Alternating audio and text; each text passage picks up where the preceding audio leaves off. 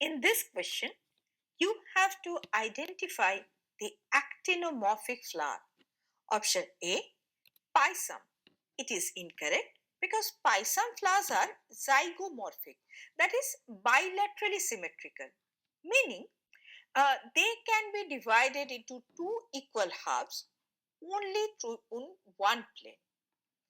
Option B, Sespenia. It is also incorrect because Sespenia flowers are also zygomorphic. Option C, Datura. Now, Datura flowers are actinomorphic, that is radially symmetrical, meaning they can be divided into two equal halves in multiple planes but passing through the center. Hence, it is the correct option. Option D, Cassia. It is also incorrect because it is also zygomorphic.